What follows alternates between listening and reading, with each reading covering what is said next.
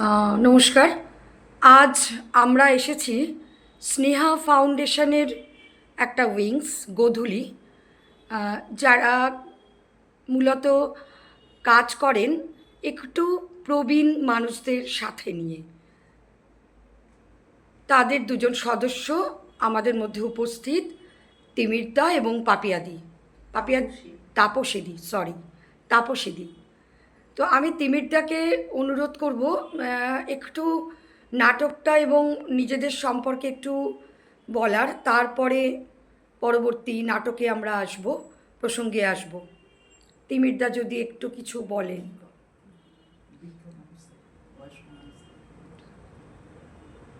বেহালা স্নেহা ফাউন্ডেশনের পক্ষ থেকে আমরা আজকে এই অনুষ্ঠানটা উপস্থাপিত করব। বেহালা ফাউন্ডেশনের মূলত কাজ বয়স্ক মানুষদের নিয়ে তাদের সব রকম সুবিধা অসুবিধা, আইনি ব্যবস্থা, সহযোগিতা এগুলো তারা করে থাকেন। তাদের কাছে সবচেয়ে যেটা গ্রহণযোগ্য হয়ে দাঁড়িয়েছে আজ, সেটা হলো আমরা যারা আজকে এই নাটকটা করছি আমরা সকলেই সিনিয়র সিটিজেন, এবং আমরা এই সিনিয়র সিটিজেনরাই এই নাটক সাধারণত করে থাকি। আমাদের যেটা আজকে উদ্দেশ্য, সেটা একটা নাটক এখানে আমরা উপস্থাপিত করব, শ্রুতি নাটক। নাটকটির নাম প্রথম পাপ, সঞ্জীব চট্টোপাধ্যায়ের লেখা। অভিনয়ে আমি শ্রী তিমির বরণ রায় আর তাপসী সাহা। নাটক প্রথম পাপ, লেখক সঞ্জীব চট্টোপাধ্যায়।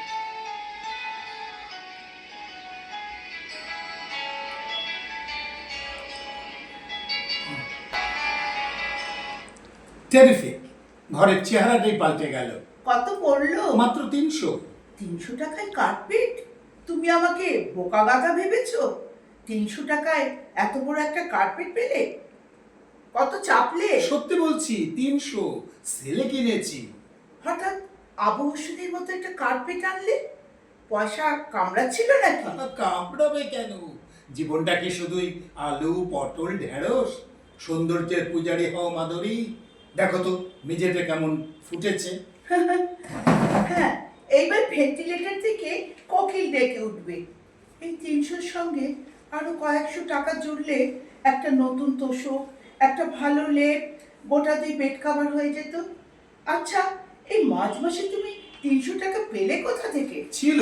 কোথায় ছিল? সে এক জায়গায় ছিল। তার মানে তুমি আমার টাকায় হাত দিয়েছো নাকি? তোমার টাকা মানে? আমার টাকাই তো তোমার টাকা হয়। তোমার টাকা মানে আমার টাকা। টাকা ছাড়া কিছু নিজস্ব নয়। যেমন আমার টাক আমারই টাক, তোমার টাক নয়। ওসব রঙ্গরসিকতা ছাড়ো। তুমি আমার টাকা নিয়েছো কিনা বলো। বা বলা বলি কি আছে, মিলিয়ে দেখে নাও। দেখবো কি করে? তুমি যে বসে আছো, এখনই আমার টাকা লুকিয়ে রাখার জায়গাটা দেখে ফেলবে। আমি চোখে আঙুল চাপা দিচ্ছি। তা হচ্ছে না। তোমাকে আমি হাড়ে হাড়ে চিনি। আঙুলের ফাঁক দিয়ে দেখে নেবে। মনে নেই একবার তুমি আমার সব টাকা নিয়ে নিয়েছিলে? সত্যি বলছি, দেখবো না। চোখ টিপে বসে থাক। না না, পুরুষ জাতিকে আমি একেবারেই বিশ্বাস করি না। দাঁড়াও দাঁড়াও, আগে তোমার চোখে আমি রুমাল বাঁধি। টাকা কি তুমি এ ঘরেই রাখো? হ্যাঁ, চোরের ঘরে রাখলে ধন সম্পদ কি নিশ্চিন্ত থাকে? কোথায় থাকতে পারে? খুব সহজ, অথচ খুব কঠিন জায়গা। শার্লক হোমস ছাড়া কেউ খুঁজে পাবে না। তোমার রুমালটা দাও দেখি। কোথায় আছে? পকেটে? কার পেটে পা দিও না। সে আবার কি? ঘরজোড়া কার্পেট, হাঁটবো কোথা দিয়ে? কেন? ওই দেয়ালের পাশ দিয়ে সাবধানে ফালি জায়গাটুকু দিয়ে। তোমার মাথা মাথা খারাপ হয়ে গেছে নাকি? কার্পেটের ওপর দিয়েই তো লোকে হাঁটে। আরে বাবা, সে বড় লোকে কার্পেটের ওপর দিয়ে হাঁটে, আর গরিব হাঁটে চারপাশে ফালি জায়গা দিয়ে। না না, আমার কার্পেটের আমার দরকার নেই। তুলে রোল করে রেখে দাও। খুব হয়েছে। দেয়ালের পাশ দিয়ে আমার টাল খেতে খেতে আমি যাওয়া আসা করতে পারবো না। এ যেন কার্নিশ ঝরে চোরের মতো হাঁটা। ভালো দামি জিনিসের কদর বুঝতে শেখো মাধবী। সারা জীবন তো শুধু নেতা ঝেঁটা আর হাতাকন্তি নিয়ে কাটালে চলে না। জাতে ওঠো, জাতে। আগে তুমি ওঠো তো দেখি, তারপর আমি ওই যে একটা কথা আছে না, পতির পুণ্যে সতীর পুণ্য। এ কি, চললে কোথায়? যাই, চায়ের জল বসাই। তোমার সঙ্গে বক বক করলে রাতে ডান হাতের ব্যবস্থা কে করবে? তোমার টাকা মেলাবে না? টাকা যে কটা টাকা আছে তাতে তোমার কার্পেটটা কিনলে কিভাবে? যেভাবে সবাই কেনে, সোজা দোকানে গেলুম, দাম ফেললুম, ট্যাক্সিতে চাপালুম, চলে এলুম। কালই তো তুমি আমাকে বললে সংসার চলছে তেলহীন গরুর গাড়ির চাকার মতো ক্যাচর ক্যাচর করে, মাস যেন আর শেষই হতে চাইছে না। হঠাৎ হঠাৎ তোমার পকেটে এত টাকা এসে গেল, আর তুমি কিনলে তো কিনলে এক অদ্ভুত জিনিস, কার্পেট। কি জানি বাবা, আমার কেমন যেন রহস্য রহস্য লাগছে। কি রহস্য? তোমার ধারণা আমি চুরি করে এনেছি? সেটা তুমি ভালো করেই জানো। ওফ, এই সামান্য ব্যাপার নিয়ে মেয়েরা যে কি মাথাই ঘামাতে পারে। যাই, হাত পাটা ধুয়ে আসে। আজ আমার রাত ওমর খৈয়ামের রাত। চোস্ত পাজামার পাঞ্জাবি পরে, কানে আতর গুজে সে আফগানের মতো এই কার্পেটে বসবো।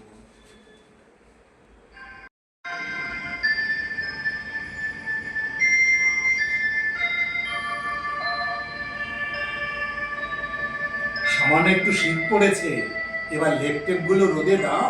হুম কি হলো, শুধু না শুধুই ঘুমিয়ে পড়লে? হুম তোমার কি হয়েছে বলতো? সেই সন্ধ্যে থেকে হা চলছে। বাবা, বলছি তো তোমার টাকা আমি নিইনি। তুমি ঘুষ নিয়েছো? ঘুষ? ঘুষ? হ্যাঁ ঘুষ। এই কার্পেটটার দাম 1200 টাকা, 300 টাকা নয়। কি আবল তাবল বকছো? তুমি একেবারে সব জানতা হরিদাস। দেখো, মিথ্যে কথা দিয়ে সত্য চাপা যায় না, কোনো না কোনো ফাঁক দিয়ে বেরিয়ে পড়বেই। তুমি কি জানো এই কার্পেটটার নিচে দামের একটা টিকিট লাগানো আছে? তুমি তো খেয়ালই করোনি। আরে হতেই পারে না, মিথ্যে কথা। দেখতে চাও? আলো জ্বালবো? আরে বাবা, লেখা থাকলে ওটা নতুনের দাম, সেলের দাম 300। 900 টাকা ছাড়? এ কি ব্যবসা না দান খয়রাত? আচ্ছা, আজকাল কটা লোক কার্পেট কিনতে পারে মাধবী? তা ঠিক, ঘুষের পয়সা ছাড়া কার্পেট কেনা যায় না, রোজ রোজ মাছ খাওয়া যায় না, রোজ ট্যাক্সিও চাপা যায় না। দেখো, এই মাঝরাতে প্রলাপ না বকে ঘুমিয়ে পড়ো তো রানী। প্রলাপ? তুমি আমাকে ঘুম পাড়াতে পারবে? তুমি কি তোমার বিবেককে ঘুম পাড়াতে পারবে? বেশি জ্ঞান দিও না। তুমি অনেক দিন থেকে উসখুস করছিলে, কোটা, পারমিট, লাইসেন্স সব তোমার হাতে, শেষে লোভ আর সামলাতে পারলে না, শয়তানের কাছে বিকিয়ে দিলে নিজেকে। দেখো, বাড়াবাড়ি করবে না, বাড়াবাড়ি করবে না। বউ বউয়ের মতো থাকো। তার মানে? মানে খুব সহজ, আমার ব্যাপারে তোমাকে নাক গলাবে না। আমি কি করছি না করছি তোমার দেখার দরকার নেই। এই তো বেশ নিজ মুক্তি ধরেছো, স্বরূপ বেরিয়ে পড়েছে। তোমার জীবনে আমার ভূমিকা তাহলে কি সেবাদাসী? জানো, তুমি আমার নজরে আজ কত ছোট হয়ে গেলে। একটা অসৎ ব্যবসায়ী এইবার তোমাকে নাকে দড়ি দিয়ে পোষা জানোয়ারের মতো ঘোরাবে। ওর তো ওঠ, বস তো বস। মাধুরী, আজ তুমি আমাকে ধমকাচ্ছ, কাল ওরা তোমাকে ধমকাবে। সারাদিনের পর তুমি আমাকে একটু ঘুমোতে দেবে? আজ তুমি আমার জন্য ঘুমোতে পারছো না, কাল তুমি ওদের জন্য ঘুমোতে পারবে না। তোমার লোভ দিনে দিনে বাড়বে, আর ততই তুমি বিকিয়ে যাবে। দেখো, বেশি প্যান প্যান করো না, প্যান প্যান করো না। আজকাল সবাই ঘুষ নেয়, ওসব মধ্যযুগীয় আদর্শ একালে অচল। থাক থাক, ওসব আর বলতে হবে না। হ্যাঁ? ও হলো লোভীর যুক্তি। দেখ তালিকা, আমি ওই ঘরে গিয়ে শুই। শুতে পারো, তবে ঘুমোতে পারবে না। মশার কামড়ে উঠে আসতেই হবে। আর আমিও নেমে যাব না, তোমার পাশেই থাকবো, কারণ শেষ পর্যন্ত আমি ছাড়া তোমার বাসায় কেউ থাকবে না। তোমার পায়ে পড়ছি মাধুরী, তোমার পায়ে পড়ছি, দয়া করে চুপ করো, চুপ করো মাধুরী। হ্যাঁ, এইবার আমি চুপ করছি, তুমি এখন নিজের কণ্ঠস্বর শোনো। না, ঘুম আসছে না, একটু জল খাই। বেড সুইচটা গেল কোথায়? ও, এই তো, বালিশে খোলের মধ্যে ঢুকে গেছে। কিভাবে যে মশারি গুজেছে ভাবস। ঘুষ, ঘুষ নিয়েছি, ঘুষ। কে ঘুষ নেয় না? ধর্মপত্রের যুধিষ্ঠির। আচ্ছা, এমন সুন্দর একটা কার্পেট নিজের রোজগারের পয়সায় কোনোদিন কিনতে পারতাম না, কেনা উচিত? এই ঘুষের সমাজের কি ক্ষতি হচ্ছে? ঘুষ তো আর ঘুষই নয় যে সবাই দাঁত ছিড়কুটে পড়বে। রসমায়ের বাবুর ফাইলটাকে একটু স্নেহ করতে হবে, তাতে তো দেশেরই ভালো হবে, ব্যবসা বাড়বে, শিল্প বাড়বে। না, শুয়ে পড়া যাক।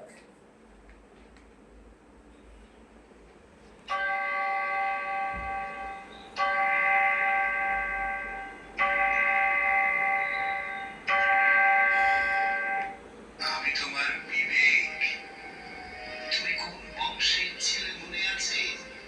তোমার পিতা ছিলেন আদর্শ শিক্ষক, সারা জীবন অসত্য আর বিলাসিতার বিরুদ্ধে যুদ্ধ করে গেছেন, উপোস করেছেন, তবু কারোর কাছে হাত পাতেননি। তুমি তার ছেলে হয়ে আজ তুমি বড় রেস্তোরাঁয় পরের পয়সায় সামান্য মদ্যপানও করেছ। এইভাবে এইভাবে একটু একটু করে তুমি নামতেই থাকবে, নিচে, আরো নিচে, আরো নিচে। কে কে কে? মাধুরী, মাধুরী, কি হলো? ঘরে কে ঢুকেছে? কে আবার ঢুকবে? আমি নিজে দরজা বন্ধ করেছি, আলো জ্বালো। কই, কেউ তো নেই। তুমি আর আমি ছাড়া তো কেউ নেই। আছে আছে আছে, ওই কার্পেট আমার জীবনের প্রথম পা। এ রাতেই আমি ওর সৎকার করব। তুমি শুধু একবার হরি বল, বলো হরি, হরি বল, বলো হরি, হরি বল, বলো হরি, হরি বল। কি হলো? কি হলো? তুমি আমাকে জড়িয়ে ধরছো কেন? আমার বললো ভয় করছে, ভয় করছে, ভীষণ ভয়। অনেকদিন ভুগে প্রকাশবাবু চলে গেলেন। সারা জীবন অনেক করেছেন, এই শেষ রাতের অন্ধকারে তিনি চলেছেন। কোথায়? কেউ জানে না কোথায়। আমার আমার তো ভয় করছে কেন? তুমি তুমি একা অনেক দূরে চলে গেছো, তাই এত ভয় করছে। ফিরে এসো, এই দুর্দিনে কষ্টের সংসারে আবার তুমি ফিরে এসো। দুর্নীতি হলো মৃত্যু, ন্যায় আর সত্য হলো জীবন। প্রথম পাপ এখানেই শেষ হলো। প্রথম পাপের লেখক সঞ্জীব চট্টোপাধ্যায়, অভিনয়ে মানসের ভূমিকায় শ্রী তিমির বরণ রায় ও মাধুরীর ভূমিকায় শ্রী তাপসী সাহা। নমস্কার। নমস্কার।